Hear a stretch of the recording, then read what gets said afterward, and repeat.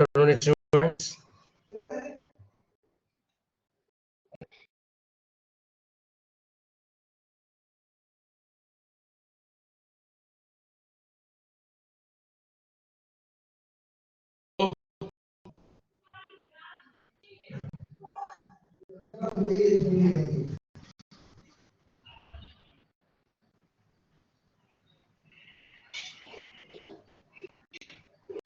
Are you getting my voice?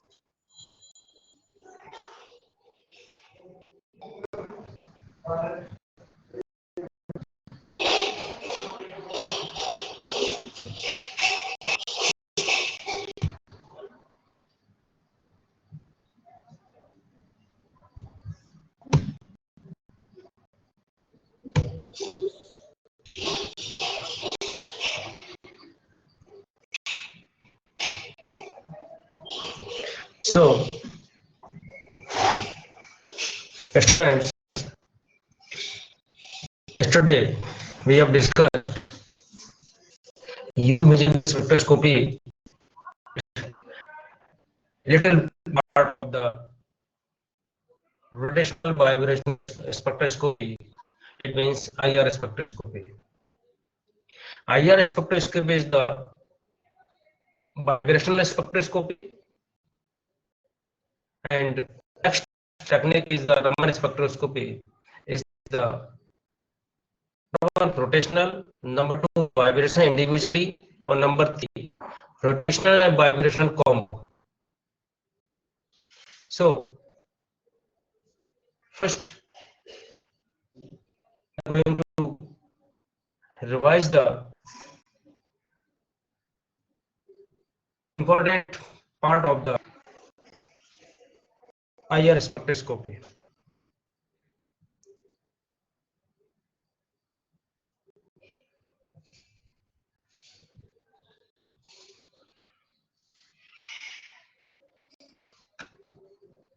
In this spectroscopy,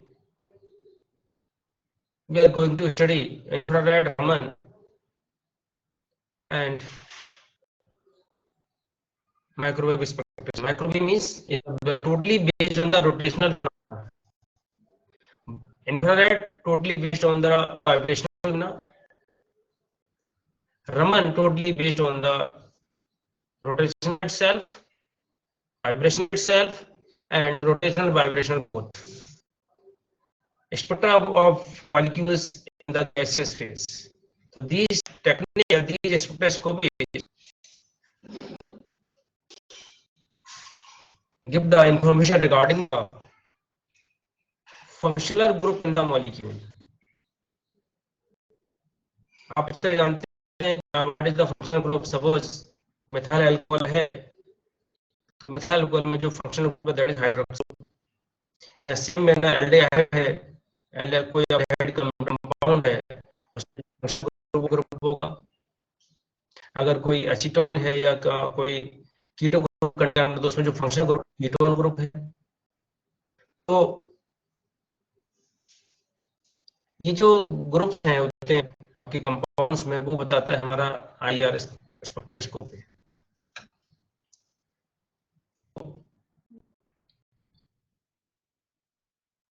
when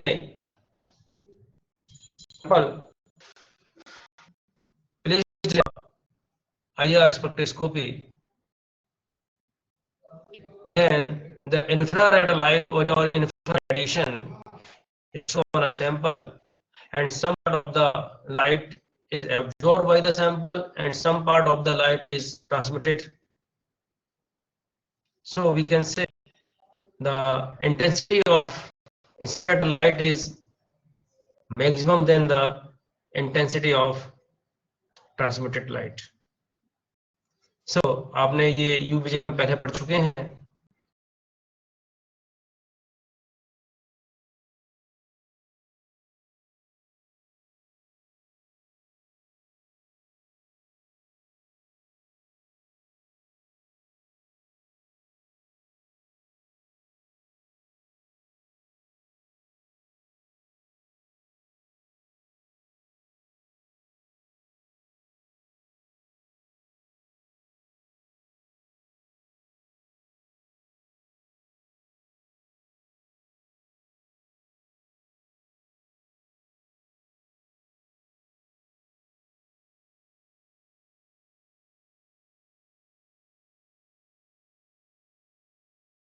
वो IR electron होगा। ये आपका IR का रेंज, ये रीजन है IR रीजन में, और फार IR वेवलेंथ में 0.8 to 2.5 to 1.5 और 1 to 15 to 8। तो अगर यहाँ दिया है थोड़ा सा infrared reason, near infrared reason 0.8 to 2.5, तो ये देखें माइक्रोन है, तो ये वेव नंबर में है, यहाँ पर वेव नंबर यानी 12,500 to 4,000 इनवर्स। अगर कितने, अगर तो हमारी जो वेवलेंथ रेंज में दे रखा है, इसको अगर हम वेव नंबर में कन्वर्ट करना चाहें तो 1 से आप कर देंगे तो ये वैल्यू मिल जाएगी। सेम हमारा है 2.5 to, तो ये 4,000 to 6 सेंटीमीटर पर, ये मेन जो रीजन है हमारा, ये region, this is the region 4,000 to 667 centimetre inverse. Is the most important. आप समझे जाए what are the IR region, तो आप इसको यही बताना है 4,000 to 6 सेंटीमीटर इनवर्स।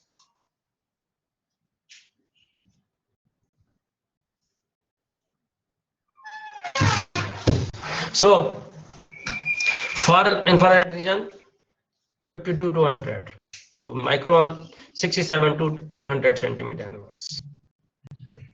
तो मेन है वो यही है, जो हमारा IR का जो रीजन है, IR जो आपके रेडिएशन है, रेडिएशन नंबर इस रीजन में होगा 4,060 सेंटीमीटर इनवर्स। ना अब क्वेश्चन ये यहाँ पर यह होता है कि डाइपोल में आपका जो IR है, कौन कंपाउंड का स्पेक्ट्रम आपको मिल सकता है IR स्पेक्ट्रम। तो सबसे मोस्ट इंपॉर्टेंट थिंग है if molecule contains permanent dipole moment, change in dipole moment, it means some development is there. Molecule के पास, आपके पास डाइपोल मोमेंट होना जरूरी है। अब आप समझते हैं डाइपोल मोमेंट कहाँ हो सकता है, या तो आयोनिक कंपाउंड में आपको, या मिलेगा पोलर कोवैलेंट बॉन्ड। और हम जो बात कर रहे हैं वो बात कर रहे हैं केवल ऑर्गेनिक केमिस्ट्री की। ऑर्गेनिक केमिस्ट्री में आयनिक बॉन्ड से तो मतलब नहीं है फिलहाल, हमारा जो मेन पोलर कोवैलेंट से मतलब है। तो अगर हम यहाँ देखें डाइपोल मोमेंट मिलेगा, they can occur between two ions in ionic bond or between the atoms of the covalent bond. Dipole moments arise from the difference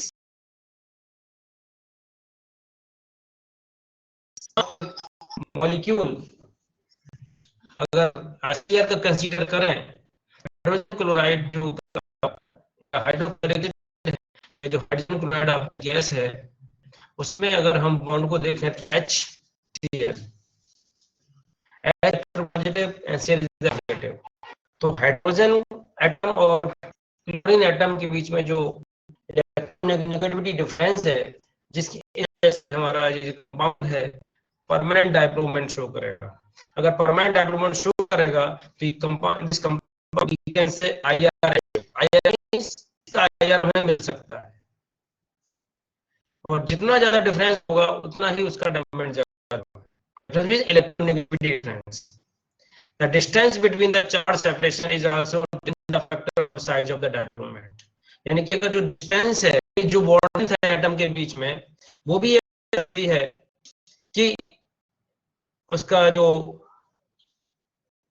amount है वो कितना होगा। जैसे देख रहे हैं ये फार्मूला नीचे, mu is equal to q into t, क्योंकि क्या है, चार्ज ऑन द मॉलिक्यूल या चार्ज ऑन द पार्टिकल्स, और b distance between the species. और स्पीशीज की अगर डिस्टेंस बॉन्ड लेंथ, जो बॉन्ड लेंथ है, जो भी डिस्टेंस है, उससे अगर मल्टीप्लिकेशन कर देंगे तो हमें मिल जाएगा dipole moment. So we can say dipole moment is the equal to the equal to the distance between the charges multiply the mass. Charge on the particle और इनटू डिस्टेंस का अगर मल्टीप्लाई कर दिया जाए तो हमें मिलता है डबल मोमेंट। इसकी यूनिट है Dibai.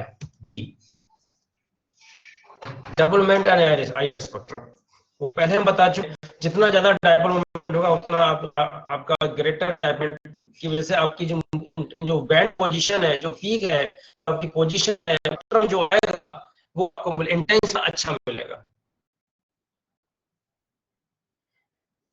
Molecule like N2O2 H2Cl2,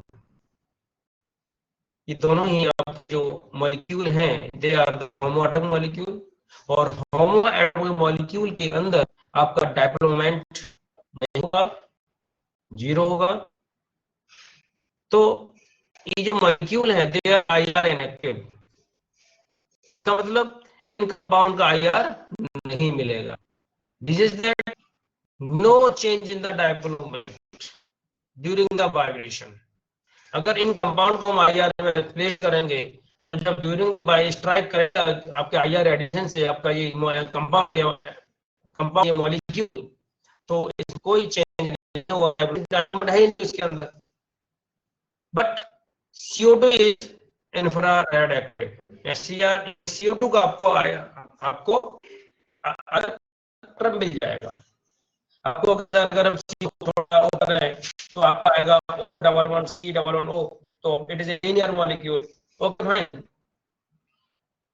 इसमें दो पोजीशन मिलती है, सिमेट्रिक एंड एसिमेट्रिक। अगर सिमेट्रिक पोजीशन में आपका CO2 है तो आईआर इनएक्टिव होगा 100% श्योर। अगर CO2 आपका एसिमेट्रिक पोजीशन में है, सिमेट्रिक पोजीशन में आगे मैं डिस्क्राइब करूंगा जब आपको मैं रमन पढ़ाऊंगा। वो फिगर बना हुआ है यहाँ पर, आपको पता लग जाएगा कि इसमें जो क्यों एसिमेट्रिक है, क्यों। तो we can say if CO2 is a symmetric molecule तो आपका एक्टिव होगा, but CO2 is also a symmetric molecule, it is IR active. जब सिमेट्रिक होगा तो there is a change in dipole moment, there वहां पर चेंज इन डायपोल मोमेंट होगा तो ये आईआर देगा। सिंपल सी बात है, आपके पास मॉलिक्यूल के पास नंबर 2 होना चाहिए, नंबर 3 अगर हम आई स्ट्राइक कर रहे हैं कोशिश कर रहे हैं तो उसका डायपोल मोमेंट में चेंज होना चाहिए। अब जब कोई कंपाउंड आपका आईआर को एब्जॉर्ब करता है या आईआर रेडिएशन से स्ट्राइक करते हैं तो following type of molecular vibration मिलते हैं। This is the most important thing, classification of the molecular vibrations. कब होगा? When a molecule placed in IR, so IR radiation strike with the molecule या with the interaction of the molecule and the IR. तो आपको following आपके vibration मिलेंगे। Number 1 fundamental vibration, number 2 non fundamental vibration. Non fundamental आपको फिलहाल यहाँ नहीं पढ़ना है क्योंकि काफी लेंथी हो जाएगा ये, और आपको हमें देना है केवल एलिमेंट्री आइडिया। तो हमें बात करनी है फंडामेंटल वाइब्रेशंस की। तो fundamental vibration again classified into stretching vibration and bending vibration. Stretching vibration means का मतलब यहाँ पर है बॉन्ड लेंथ इंक्रीज और डिक्रीज करना, बॉन्ड लेंथ इंक्रीज और डिक्रीज करना, तो ये स्ट्रेचिंग वाइब्रेशन के अंडर आएगा। बेंडिंग वाइब्रेशन का मतलब है no change in bond length, इसका मतलब बॉन्ड लेंथ में कोई चेंज नहीं होगा और आपके जो मॉलिक्यूल है वो वाइब्रेट करेगा। आपने देखा होगा आपके यहाँ आपका एक हैंड ब्लेंडर होता है, उसमें भी थोड़ा वाइब्रेशन होता है, तो क्या उसकी जो रॉड होती है, रॉड की लेंथ बढ़ती है? नहीं बढ़ती घटती, लेकिन वाइब्रेशन की वजह से आपका हाथ पोजीशन को चेंज करता है। लेकिन अगर हम प्योरली आईआर की बात करें तो बेटा जब हम किसी एनर्जी देते हैं इसको तो आपका जो बॉन्ड लेंथ है वो इंक्रीज भी करता है और डिक्रीज भी करता है। तो इसका मतलब है जो फंडामेंटल वाइब्रेशन है हमारा, it is of 2 types mainly, stretching vibration and the bending vibration. Bending vibration में पोजीशन चेंज होती है यानी एंगल चेंज होगा। इसी तरीके से अब बात करते हैं stretching is again divided in 2 part, symmetric और एसिमेट्रिक। सिमेट्रिक का मतलब यहां पर है अगर बॉन्ड लेंथ इंक्रीज करे तो सिमेट्रिक, अगर बॉन्ड लेंथ इंक्रीज भी करे और डिक्रीज भी करे तो एसिमेट्रिक। सपोज यहाँ पे जो एग्जांपल मैं लूंगा वो वाटर मॉलिक्यूल को लेके बताता हूं मैं आपको। वाटर मॉलिक्यूल का अगर हम ओपन करें तो बनता है HOH और बॉन्ड एंगल होता है 104 के आसपास। जिसका मतलब है HOH आपका एक बॉन्ड एंगल मिल गया और 3 एटम आपको मिल गए। जो सेंटर एटम वो ऑक्सीजन है, जो टर्मिनल एटम है वो दोनों हाइड्रोजन है। अब OH बॉन्ड बॉन्ड लेंथ को देखिए, दूसरे OH बॉन्ड लेंथ देखिए। अगर ये दोनों बॉन्ड लेंथ एक ही समय में इंक्रीज कर रही हैं या डिक्रीज कर रही हैं, आगे फिगर दिखा दूंगा मैं आपको, तो सिमेट्रिक। अगर मान लीजिए एक बॉन्ड लेंथ इंक्रीज करे, दूसरी बॉन्ड लेंथ डिक्रीज करे, तो एसिमेट्रिक। इसी तरह से बैंडिंग वाइब्रेशन की बात करते हैं, ये इन प्लेन बैंडिंग और out of plane bending. In plane bending का मतलब थोड़ा सा मैं बता देता हूं। आपका अर्थ सरफेस है, अगर वाइब्रेशन आपके सपोज कोई चीज वाइब्रेट आपको अर्थ सरफेस का, तो इन प्लेन होता है। अगर आउट प्लेन का मतलब अगर अर्थ के ऊपर करे या अर्थ के नीचे वाइब्रेशन करे।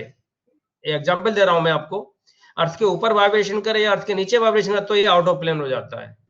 यानी कि अगर अर्थ के ऊपर करता है तो इन द प्लेन, और अर्थ के नीचे करता है तो आउट ऑफ द प्लेन। ये अर्थ में एग्जांपल लिया है मैंने आपको। अगर आपका vibration within the plane होता है तो इन प्लेन बेंडिंग वाइब्रेशन, अगर आउटसाइड द प्लेन होता है that is out of plane bending. तो इसमें इन प्लेन में सीजरिंग एंड रॉकिंग। सीजरिंग जो आपका वाइब्रेशन है वो आपको सीजर मोशन पर डिपेंड करता है। सीजर मीन्स कैंची जो होती है आपकी। अब कैंची को आप चलाएंगे तो आप क्या देखेंगे, उसमें बॉन्ड एंगल चेंज होता है, लेकिन उसके जो टर्मिनल आपकी जो दो साइड होती हैं वो एज इट इज सेम रहती हैं। इसका मतलब we can say in a scissoring vibration there is no change in bond length but bond angle change. तभी सीजरिंग मोशन होगी, अदरवाइज सीजरिंग मोशन नहीं होगी। रॉकिंग में बात करते हैं। रॉकिंग में बेटा जी आपका क्या होता है, ना तो बॉन्ड एंगल चेंज होता है ना ही बॉन्ड लेंथ चेंज होती है, और मॉलिक्यूल वाइब्रेट करता है। इसका जो एग्जांपल मैं आपको बता दूं, इसमें एक डांस होता है रॉक एंड रोल, आपने सुना होगा, समझा होगा। रॉक एंड रोल डांस होता है वो पेयर के साथ होता है। तो जब भी पेयर के साथ जो डांस होता है, जो उनकी जो डिस्टेंस है वो मेंटेन रहती है, यानी it is known as bond length. और जब एक पेयर पीछे जाएगा दूसरा पेयर उतना ही आगे आएगा, सेम टाइम नहीं, साइमल्टेनियसली। और एक पेयर जितना लेफ्ट साइड जाएगा उतना ही दूसरा भी लेफ्ट जाएगा, इसी तरह से राइट।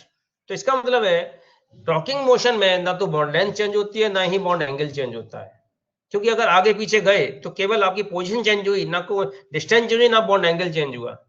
अगर लेफ्ट साइड में जाते हैं दोनों, ना तो बॉन्ड लेंथ चेंज होता है ना ही बॉन्ड एंगल चेंज होता है।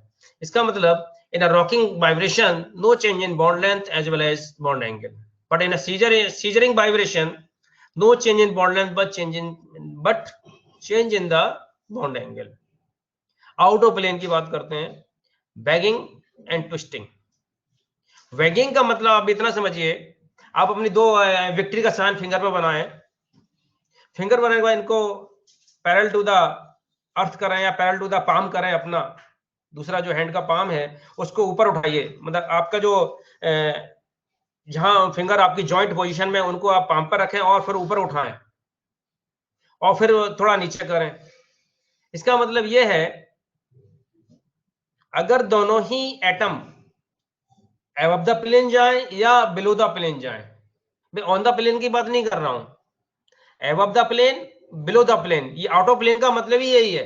प्लेन पे वाइब्रेशन नहीं होंगे, ये या तो आउट ऑफ प्लेन होंगे या आपका बिलो द प्लेन होंगे, above the plane below the plane. अगर दोनों ही टर्मिनल एटम सेंटर एटम के साथ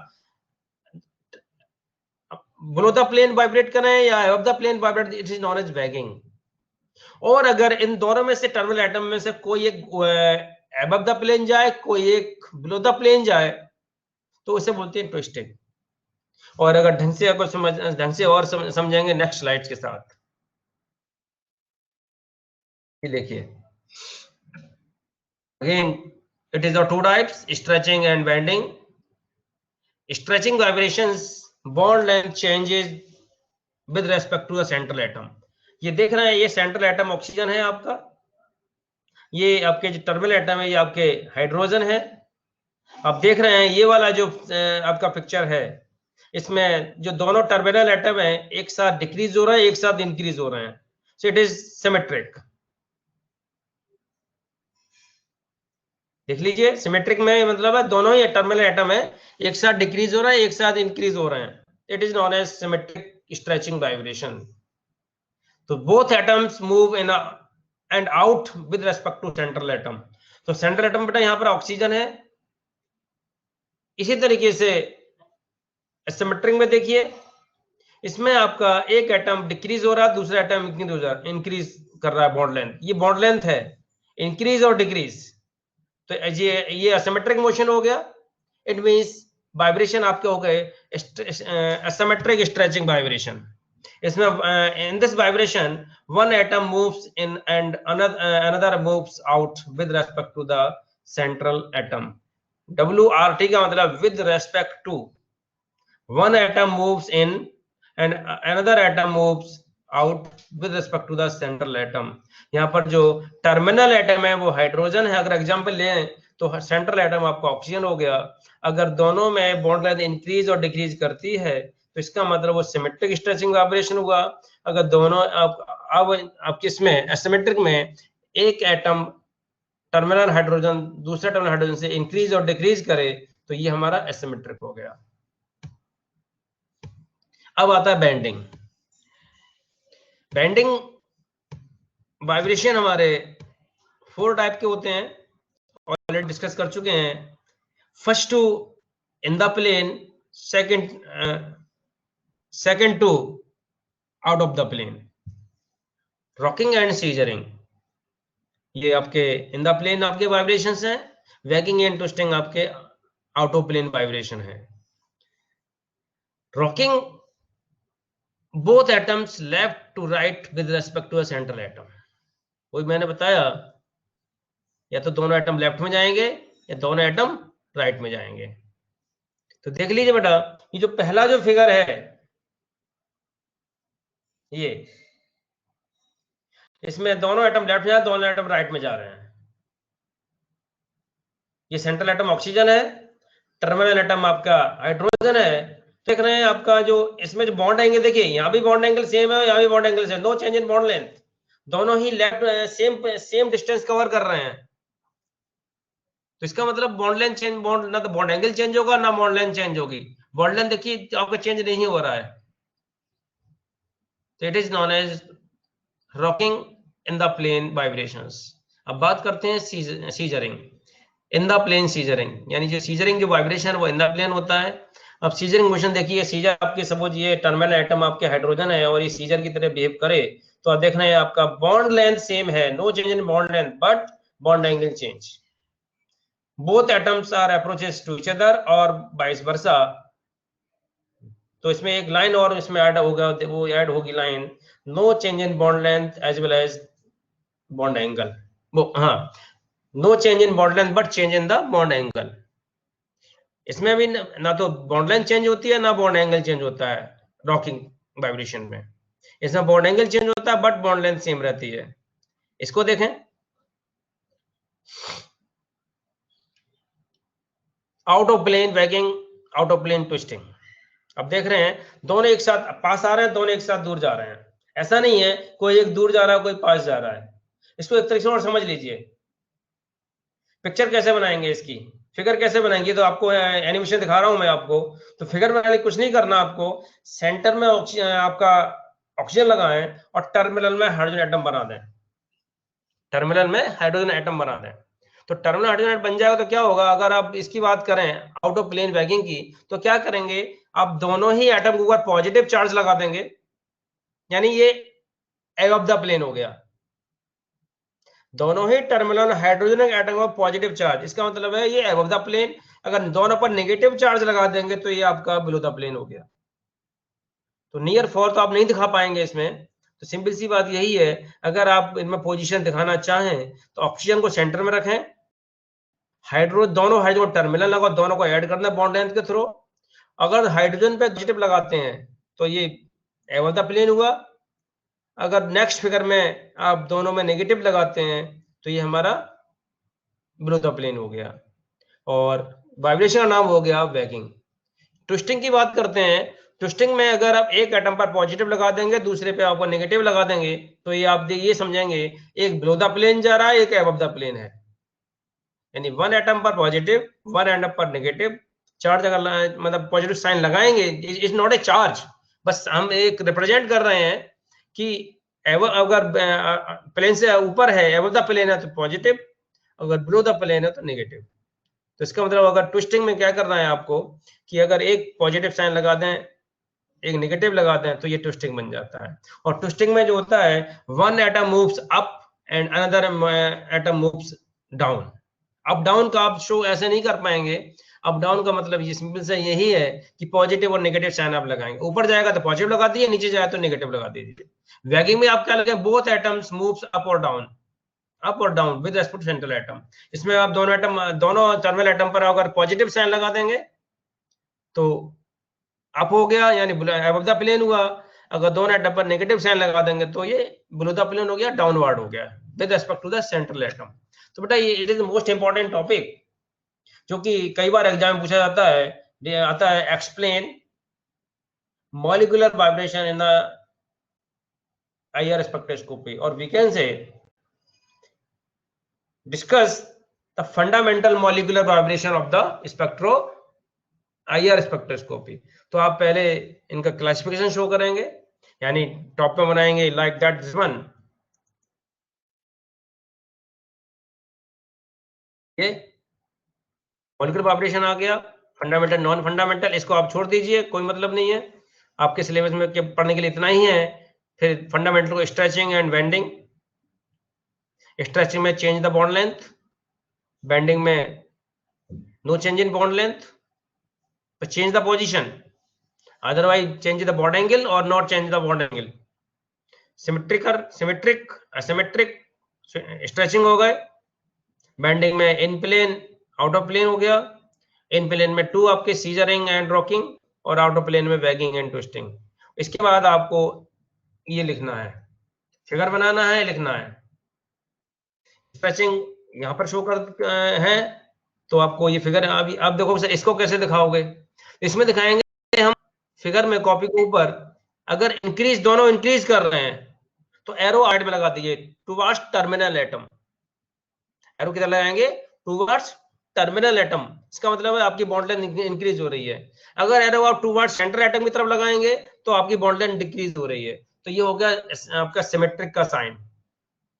सिमेट्रिक के लिए, असिमेट्रिक में क्या करेंगे, एक टर्मिनल एटम की जो बॉन्ड लेंथ है वहां पर आप टुवर्ड्स टर्मिनल एटम लगा दीजिए, दूसरे पे टुवर्ड्स सेंट्रल एटम लगा दीजिए, तो ये एसिमेट्रिक हो जाता है। तो फिगर बनाना जरूरी है, फिगर आपका एग्जाम में आता है। आई थिंक आप समझ गए होंगे कि आपकी कॉपी पे आपको कैसे बनाना है, क्योंकि कॉपी एनिमेशन आप शो नहीं कर सकते हैं। सबसे सही तरीका यही है, जो समझ बता रहा हूँ, ढंग से समझना कि सेंट्रल एटम ऑक्सीजन है, टर्मिनल एटम आपका हाइड्रोजन है। अगर बॉन्ड लेंथ इंक्रीज शो करना है तो यानी कि जो एरो लगाएंगे आप टुवर्ड्स टर्मिनल एटम, इसका मतलब बॉन्ड लेंथ इंक्रीज हो रही है। अगर एरो आप टुवर्ड्स सेंट्रल एटम लगा देंगे, इसका मतलब है बॉन्ड लेंथ डिक्रीज हो रही है। तो ये फिगर बन गया आपका सिमेट्रिक का। सिमेट्रिक में आपके दो टर्मिनल की ओर ये एक पे आप टुवर्ड्स सेंट्रल एटम लगा दीजिए एरो, एक पे लगा दीजिए टुवर्ड्स टर्मिनल एटम, तो ये असिमेट्रिक हो जाता है। ये बेंडिंग वाइब्रेशन है आपके, रॉकिंग, सीजरिंग, वैगिंग, ट्विस्टिंग। तो रॉकिंग में मैं पहले बता दिया कि इसमें बॉन्ड लेंथ चेंज नहीं होती है, ना बॉन्ड एंगल चेंज होता है। अब इसको कैसे शो करना है ये देख लीजिए बेटा। इसको शो करने के लिए क्या करना है आपको, आपको सेंट्रल एटम ऑक्सीजन बीच में सेंटर में रखना है, और दो टर्मिनल एटम उससे आपको कनेक्ट कर देने हैं बॉन्ड लेंथ के थ्रू। हाइड्रोजन एटम आपको शो करना है, हाइड्रोजन है, ये हाइड्रोजन है, बीच में ऑक्सीजन है आपका। तो आपका ये कि वी शेप बन जाएगा। वी शेप में जो हाइड्रोजन एटम है, या तो इनको दोनों को लेफ्ट साइड में राइट साइड मूव कर दीजिए बाई एरो, एरो शो करेंगे करली, जैसे आपका कोई करली एरो शो करते हैं, दोनों एटम पर करली एरो आप राइट साइड शो कर दीजिए, और दूसरे फिगर में दोनों एरो आपको लेफ्ट साइड पर शो कर दीजिए। इसका मतलब क्या है? इसका मतलब ये हो गया कि लेफ्ट साइड में मूव कर रहा है और राइट साइड में मूव कर रहा है, तो एरो शो करेंगे यहाँ पर। और ये जो सीजरिंग है, सीजर में क्या करना है आपको, दो फिगर बनाने हैं। एक फिगर में आप दोनों ही एरो अपोजिट कर दीजिए टुवर्ड्स ईच अदर, और दूसरे फिगर में आप फार ईच अदर कर दीजिए, बनेंगे एरो। इसका मतलब ये फिगर आप समझ लीजिए बनाने के लिए। फिर बता रहा हूं मैं आपको एक बार, आपको रॉकिंग में आपको दोनों एटम के ऊपर कर्ली एरो लगाने हैं, आइदर लेफ्ट साइड दोनों एटम और राइट साइड। इसी तरीके से आपका सीजरिंग में आपको करें दोनों ही एटम पर, जब दोनों ये पास पास आ रहे हैं तो एरो आपको लगाने हैं दोनों एक दूसरे की तरफ अपोजिट एक साथ। दोनों के आपके जो माउथ है, दोनों के जो एरो है, एरो साइन है, वो एक साइड होने चाहिए। और जब दूर जा रहे हैं तो एरो साइड आपके अपोजिट साइड होनी चाहिए। तो इसका मतलब आपका ये रॉकी सीजरिंग बन गया। और जो वैगिंग को मैंने बता दिया, अगर अप साइड में जा रहे हैं, अपवर्ड जा रहे हैं तो पॉजिटिव साइन एक फिगर में, और दूसरे फिगर में आप नेगेटिव साइन लगा, दोनों पर नेगेटिव साइन लगा दीजिए। ये शो करेगा आपके दोनों terminal atom below the plane move कर रहे हैं। above the plane positive sign, below the plane negative sign. Same आपका ट्विस्टिंग में करेंगे, one atom terminal atom above the plane and second one is the below the plane, यानी जो above the plane है उसे पॉजिटिव साइन लगेगा, और जो below the plane है उसको आपको नेगेटिव साइन लगेगा। इसमें आप पेपर में बनाएंगे, पेपर में ना तो below दिखाई देगा ना आपको above दिखाई देगा, केवल आपको ये साइन जो है ये शो करेंगे कि आपकी यहाँ कौन सी वाइब्रेशन, कौन सा वाइब्रेशन फॉलो हो रहा है। अब एक बार जब वाइब्रेशन हमने पता कर लिए कितने, मैं फिर बता दूं, मैंने हम टोटल वाइब्रेशन हमने जो फाइंड आउट किए हैं, या टोटल वाइब्रेशन आप जो पढ़े हैं वो आपकी 6 हैं। 6 मींस स्ट्रेचिंग में 2, सिमेट्रिक सिमेट्रिक स्ट्रेचिंग, बेंडिंग में 4, सीजरिंग रॉकिंग बैगिंग ट्विस्टिंग। तो टोटल आपको देखा जाए तो 6 आपने पढ़े हुए हैं वाइब्रेशंस। अब ये जो फार्मूले हैं, मैंने कल भी इसको डिस्कस किया था, एक बार फिर डिस्कस कर रहा हूं। मैंने वाटर को लिया था अभी एग्जांपल, तो water is a bent molecule, तो हमें ये वाला फार्मूला यूज करना है, नंबर ऑफ मॉलिक्यूलर वाइब्रेशन ना 3n - 6। अगर नंबर ऑफ एटम 3 है तो 3 × 3 9 - 6 3 आ गया। अब बेटा ये जो हमने 6 वाइब्रेशन पढ़े हैं, 3 वाइब्रेशन, इनमें से 3 वाइब्रेशन होने चाहिए। कब? जब वाटर का जब IR स्पेक्ट्रम लेते हैं तब। आप कहोगे सर 3 कौन से होंगे? 3 बेटा हमें ऐसा नहीं पता कौन से 3 हैं, लेकिन जब स्पेक्ट्रम मिलेगा, स्पेक्ट्रम की पोजीशन, स्पेक्ट्रम की जो बैंड्स उसमें आएगी, उसकी पोजीशन ये बताएगी इसमें कौन कौन से वाइब्रेशंस हैं। तो मैं एक चीज बता दूं आपको, छोटा सा एक आइडिया, जब भी स्ट्रेचिंग वाइब्रेशन होगा तो एनर्जी यानी हायर एनर्जी में होगा। ध्यान समझना मेरी बात को, जब भी स्ट्रेचिंग वाइब्रेशन होगा वो कहां कब होगा? हमेशा हायर रीजन में। और आपने IR रीजन अभी पढ़ा है 4000 to 67 सेंटीमीटर इनवर्स, यानी किधर होगा?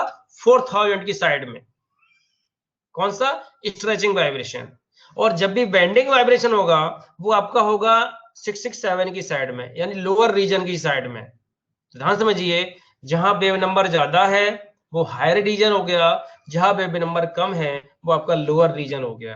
तो सिंपल सी इसमें मान रखना, अगर स्ट्रेचिंग वाइब्रेशन, अगर बैंड स्पेक्ट्रम के अंदर हायर रीजन में आता है तो वो स्ट्रेचिंग की वजह से आएगा। अगर पोजीशन आपकी लोअर रीजन में मिलती है तो वो आपका स्पेक्ट्रम किसकी वजह से होगा? बेंडिंग वाइब्रेशन की वजह से। तो सिंपल सी बात है, जब किसी भी चीज को आप स्ट्रेच करेंगे तो आपको फोर्स ज्यादा लगाना पड़ेगा। ज्यादा इसका मतलब है आपको एनर्जी ज्यादा लगानी पड़ेगी। एनर्जी ज्यादा लगानी पड़ेगी, इसका मतलब जो बैंड पोजीशन है वो कहां मिलेगी? हायर रीजन में। इसका मतलब 4000 की साइड में। और अगर आपको केवल पोजीशन चेंज करनी है, पोजीशन चेंज करने में एनर्जी कम यूज होती है, वो होता है आपका लोअर रीजन में, यानी किधर? 667 सेंटीमीटर इनवर्स की साइड में। तो सीधा सा बात है, आपको कि सर आपने केवल ट्राई एटॉमिक ही बताया है, बाकी का और क्या क्या होगा?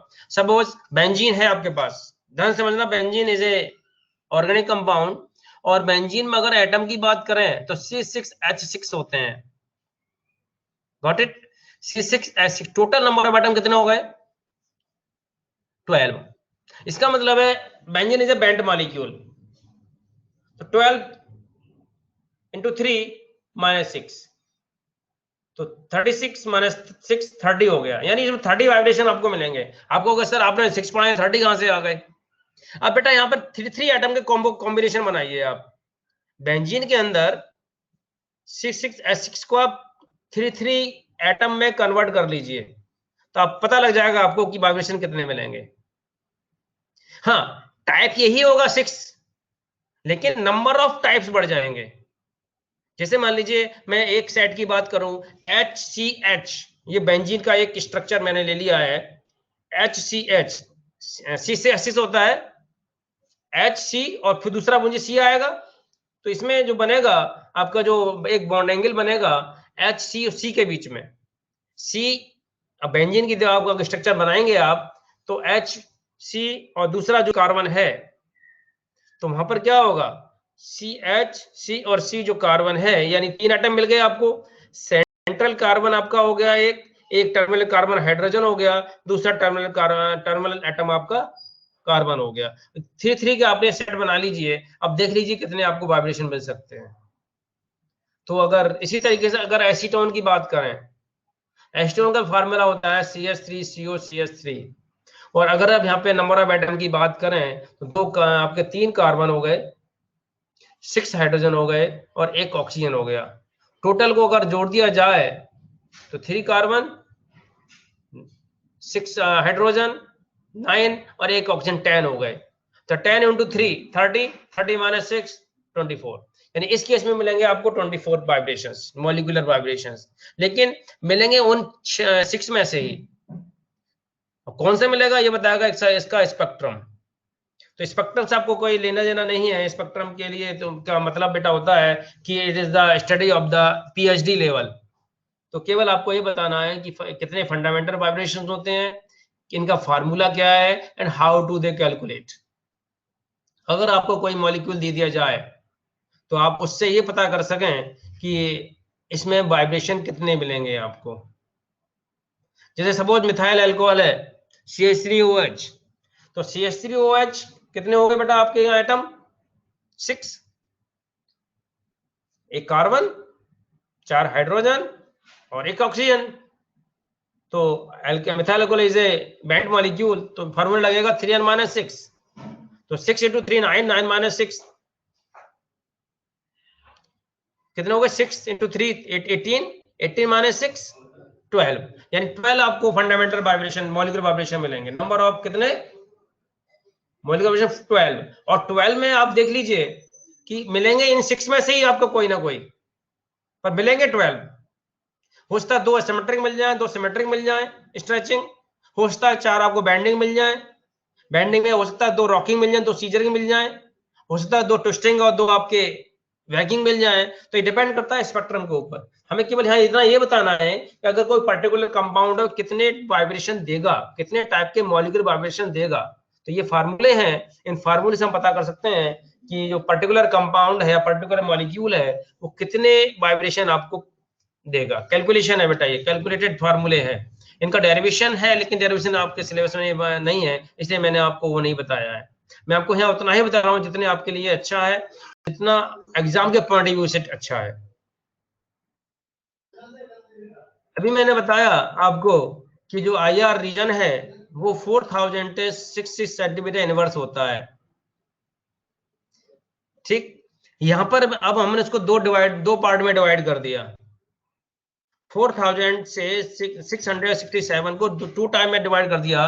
पहला हमने किया 4000 to 1500 centimetre inverse, 1500 centimetre inverse. तो बाकी का जो रेस्ट जो है वो आगे आएगा आपका। तो यानी ये जो रीजन है आपका 4000 से 1500 सेंटीमीटर इनवर्स का जो रीजन है, ये आपका फंक्शनल ग्रुप सेंसिटिव रीजन है। यानी ऑर्गेनिक केमिस्ट्री के अंदर जितने भी फंक्शनल ग्रुप हैं, सारे फंक्शनल ग्रुप की बैंड पोजीशन इसके बीच में मिलती है आपको। चाहे वो आपका देख रहे हैं नीचे एल्डिहाइड ग्रुप हो CHO, तो इसका जो बैंड पोजीशन मिलेगी वो 1740 से 720। ये मैंने थोड़ा एग्जांपल ले रखा है आपके लिए समझाने के लिए। अगर कार्बोक्सिलिक ग्रुप है तो इसकी जो बैंड पोजीशन है वो 1710 से 1700 की मिलेगा। इसी तरीके से अगर अल्कोहल फ्री है, फ्री OH एल्कोहल है। फ्री का मतलब यहाँ बेटा एक समझने की बात है, फ्री का मतलब क्या है? फ्री का मतलब यहाँ पर यह है कि वो जो हाइड्रोक्सी ग्रुप है वो किसी के साथ हाइड्रोजन बॉन्ड ना बना रहा हो। अगर वो हाइड्रोजन बॉन्ड बना लेगा तो बेटा ये डिक्रीज हो जाती है। इसका मतलब हाइड्रोजन बॉन्ड नहीं बनाना चाहिए उसे।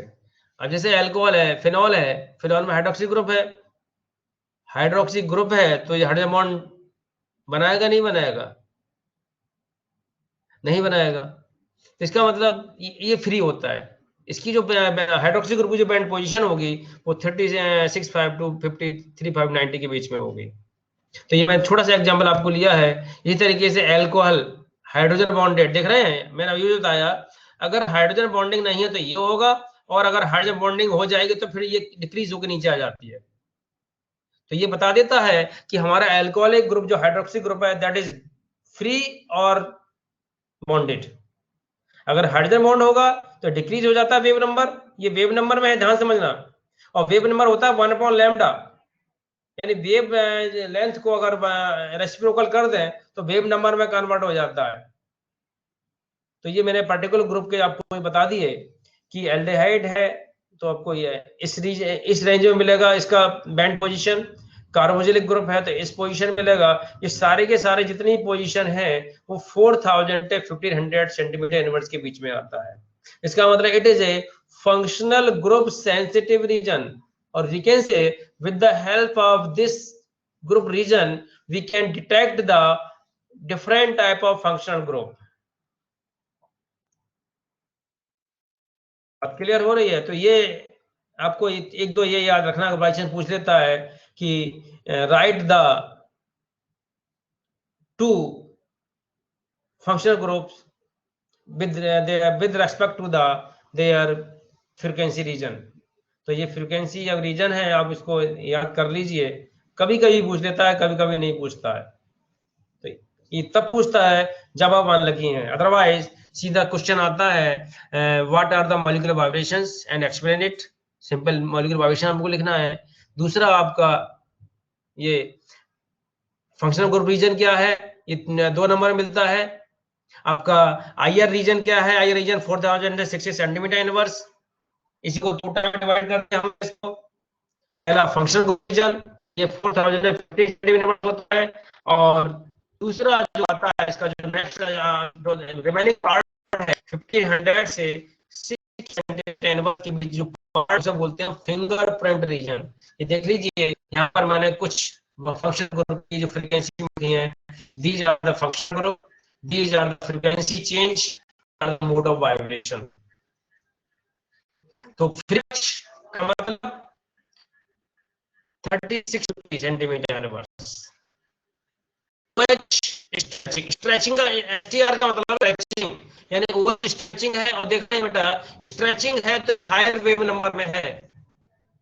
अगर स्ट्रेचिंग होगा बेटा हायर वेव नंबर होगा, ये गारंटी है।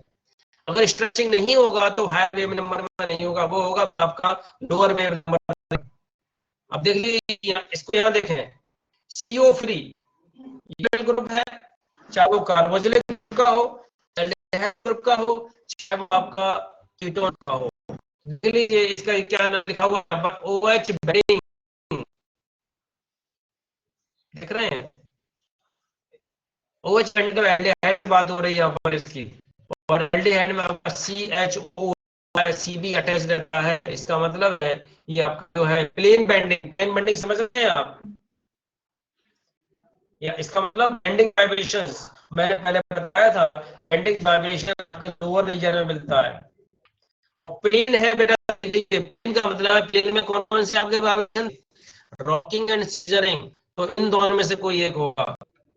अगर ये आउट ऑफ प्लेन बेंडिंग होता तो आपकी ट्विस्टिंग और बैंगिंग में से कोई एक होता।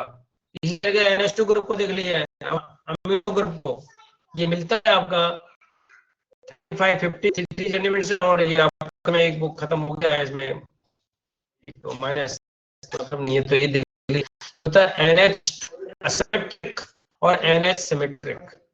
आप देख रहे हैं NH2 अगर ओपन करें तो N central atom, hydrogen terminal atom में लाइक वाटर, इसमें एक एसिमेट्रिक दोनों ही पार्टीशंस आपको, तो दोनों ही स्ट्रेचिंग है। तो देख लीजिए, तो आपकी सिमेट्रिक वाइब्रेशन है वो आपका हायर वेव नंबर में है, सिमेट्रिक आपका लोअर वेव नंबर में, थोड़ा सा लेयर, यानी कि एकदम ही है। तो ये 35 50 और 3 और 3 इस रीजन में आ जाता है कि दोनों के एनएचए, इसलिए ज्यादा डिफरेंस नहीं है इसमें। ये आता है आपका फ्रंट रीजन, 1500 से 650, आप 67 भी यहाँ लिख सकते हैं, कोई दिक्कत नहीं है। एक्चुअली 667 ही होता है, तो चीज में 650 भी दे देते हैं। तो the higher region below 1500 centimeters is called fingerprint. It is useful for the study of compounds. It is called the fingerprint, analogous to the fingerprint of human being. अब मतलब क्या समझिए, फिंगरप्रिंट रीजन का मतलब समझिए एक बार। आपने देखा दो ट्विंस हैं, ठीक, उनकी स्ट्रक्चर सेम है, हाइट सेम है, सब कुछ सेम है। हाउ डू आइडेंटिफाई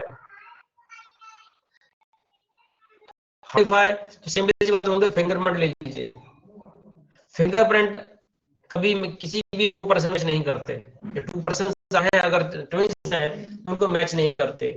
इसी तरीके से आपने देखा होगा आइसोमर्स, नाम सुना होगा, आइसोमर्स ऑर्गेनिक केमिस्ट्री के ट्विंस हैं। इसका मतलब अगर उसका फंक्शन ग्रुप डिफरेंट नहीं सेम है तो वो फिंगरप्रिंट रीजन शो कर सकता है। अगर किसी ग्रुप की फंक्शन ग्रुप रीजन में वेव नंबर से रहा है तो उनके जो वेव नंबर और रीजन में डिफरेंट होगा, तो बता सकते।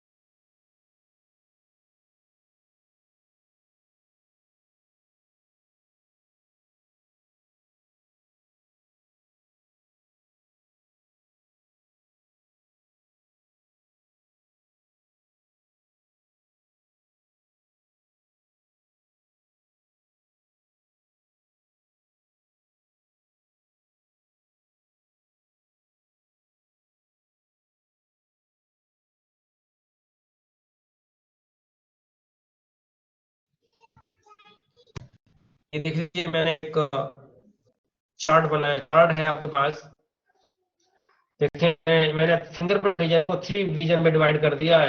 एक 1500 टू 350, 1350, इसमें जो मिलता है जो मिलती है डबल लेयर टू, ये इस तरीके से आउट ऑफ प्लेन ये मिलेगी। पहले वाला जो मिलता है वो प्रेजेंट ग्रुप का मिलता है, दूसरा वाला जो मिलता है वो नाइट्रो। मैं आपको ये नहीं कर रहा हूँ उसको याद है, आप नाइट्रो ग्रुप को याद करें और इस 350 को याद करें, 30 को, और इस ग्रुप को याद करें। बाकी ऊपर करें न करें मतलब नहीं है, केवल हमें एग्जांपल चाहिए। हमें पता है कि नाइट्रो ग्रुप किस रीजन में मिलता है, आप चाहे तो इस रीजन को याद कर लें, नाइट्रो ग्रुप को बीच में आप याद करें ना करें कोई फर्क नहीं पड़ता।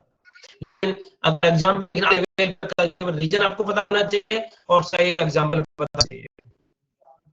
इसका मतलब है 1500 1350 के बीच में किस ग्रुप का मिलेगा, नाइट्रो ग्रुप का।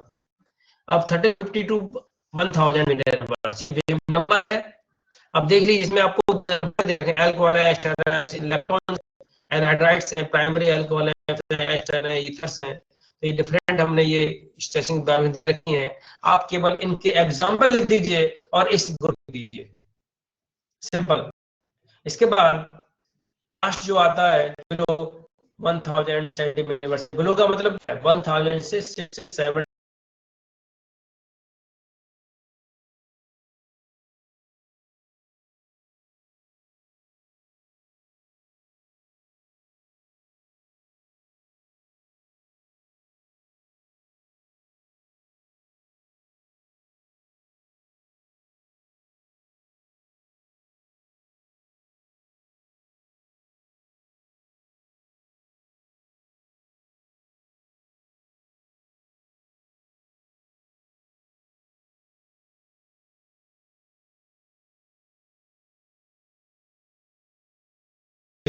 between the cis and trans form.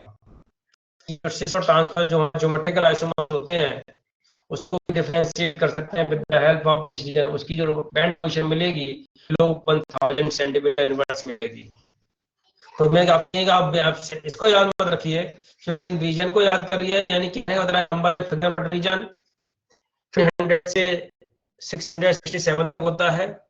तो इसी फिंगरप्रिंट रीजन हमने 3 में डिवाइड कर दिया है, 1500 1350 centimetre inverse, 1350 centimetre inverse two 1000 centimetre inverse और बिलो 1000, यानी कि 1000 टू 667 सेंटीमीटर इनवर्स 3 में डिवाइड कर दीजिए। अगर आप फॉर्म इनके एग्जांपल याद रखें तो बहुत अच्छी बात है, नहीं तो केवल कोई डिवाइड कर दीजिए।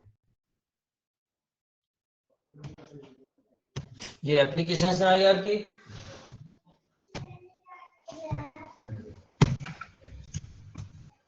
आइडेंटिफिकेशन ऑफ फंक्शनल ग्रुप, ये मैं पहले बता चुका था इंट्रोडक्शन में कि जो स्पेक्ट्रोस्कोपी है it is successful for the detection of functional group या for identification of the functional group like OH, ketone, ester, ether, ये जितने भी आपके जो केमिस्ट्री ग्रुप होते हैं, स्टेरो आपका अमीन, सेकेंडरी अमीन या टर्शियरी अमीन या ग्रुप, कोई भी ग्रुप है केमिस्ट्री का, वो सारे ग्रुप हम इस टेक्निक से हम कर सकते हैं अननोन कंपाउंड में कौन सा फंक्शनल ग्रुप प्रेजेंट है। डिस्टिंक्शन बिटवीन द इंट्रा और inter molecular hydrogen bonding, hydrogen bonding 2 type की होती है, इंटर और inter with the molecule, inter with 2 different molecule of same compound, और डिफरेंट कंपाउंड भी हो सकते हैं। ध्यान से समझना मेरी बात को।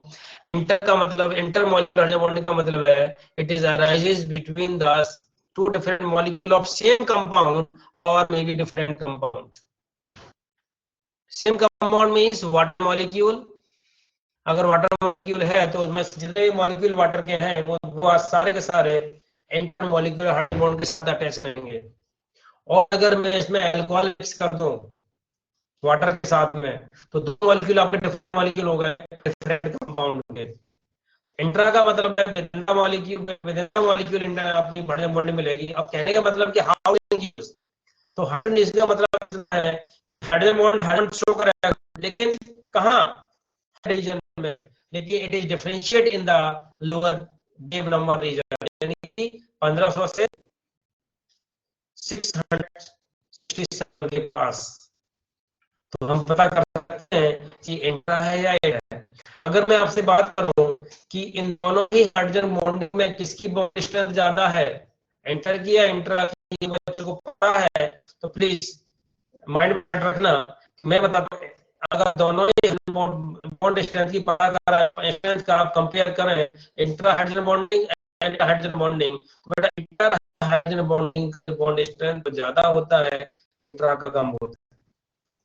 तो इंट्रा में काफी चीजें आती हैं जो मैं डिस्कस नहीं, और इसका मतलब है अगर इंट्रा का बॉडी स्ट्रेंथ ज्यादा है तो बेटा इसके लिए एडिट के लिए या आयन एडिशन को ऑब्जर्व कराने के लिए इसकी जो रीजन मिलेगा वो हायर रीजन जाएगा। थोड़ा सा ऐसा नहीं फॉर्म में आ जाए, ये रहेगा नीचे ही, लेकिन दोनों में डिफरेंस ये नीचे आएगा, ये थोड़ा सा इससे ऊपर आएगा, मतलब ये थोड़ा सा हायर रीजन में जाएगा, या इसका बेस नंबर ज्यादा होगा और इंट्रा का कम होगा।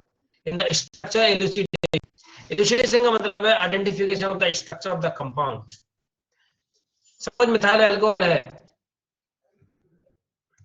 मिथाइल अल्कोहल है, स्ट्रक्चर में पता करेंगे स्ट्रक्चर का, तो हमें क्या करना है कि इसमें ग्रुप कौन कौन से हैं। तो अगर मिथाइल स्पेक्ट्रम लें तो उसमें हाइड्रोक्सी ग्रुप की पेंट पोजीशन होगी, इसका मतलब हाइड्रोजन ग्रुप उसके अंदर है।